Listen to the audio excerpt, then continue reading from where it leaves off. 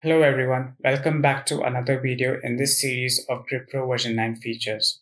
Today we will learn to create different volume properties in GridPro and export the fluid and solid mesh for the fluid structural interaction simulation.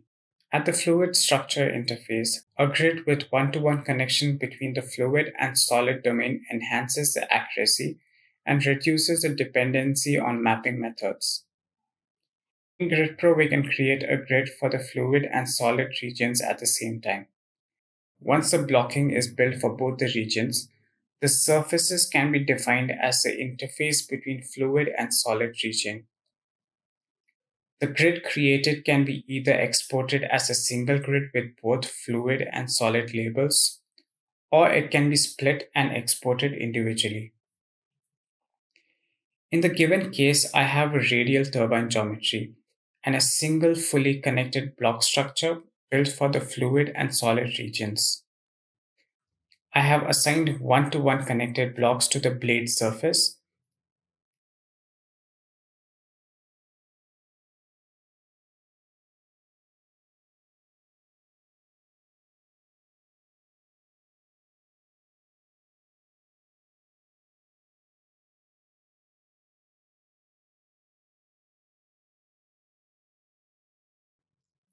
And the surface is of internal type. This ensures that the sheet assigned to the blade surface is respecting the blade boundary.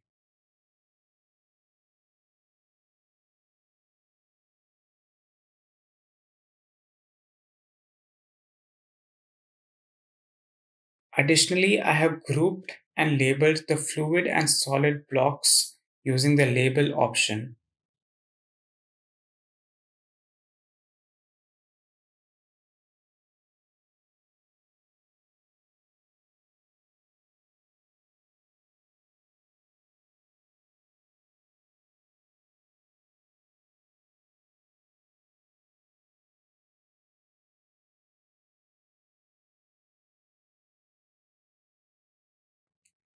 Let's look at the grid for this model. In the first glance, this grid looks like there is a mesh for only the wedge-shaped periodic section of the domain.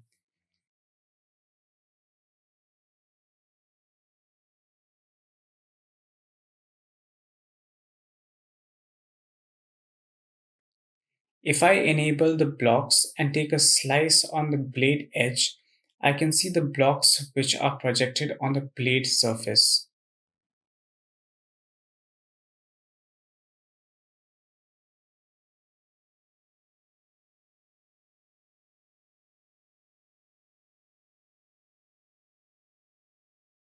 To view the fluid and solid properties separately in the UI, we need to follow an additional step for the conversion of block label to 3D property. Use the given command line feature in the syntax. -ifn will have input grid file name. -ln will have block label that we assigned in the topology, followed by -p, which will be the property ID.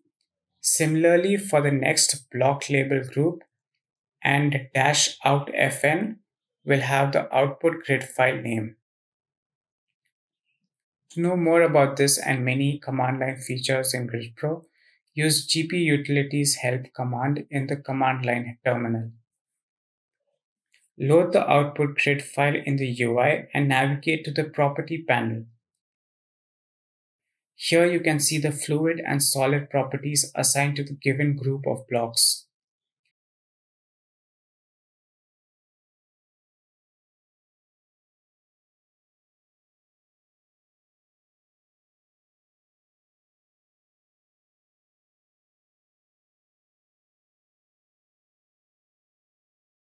I have also created boundary layer clustering to the fluid boundary.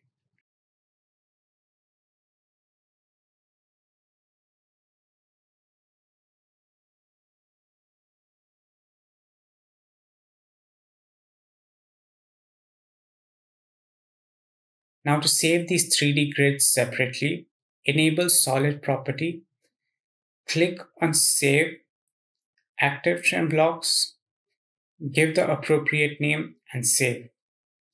Similarly for the fluid domain, Follow the same steps.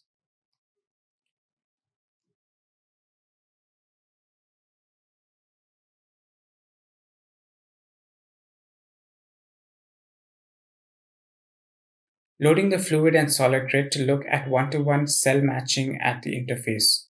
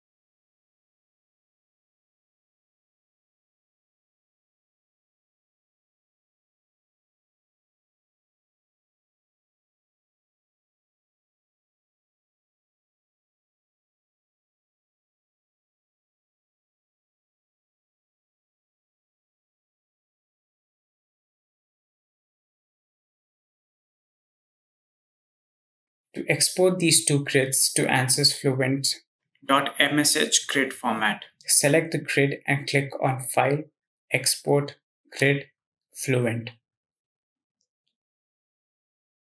With this, I wish this feature helps you to ease your workflow in generating the grid required by FSI simulation.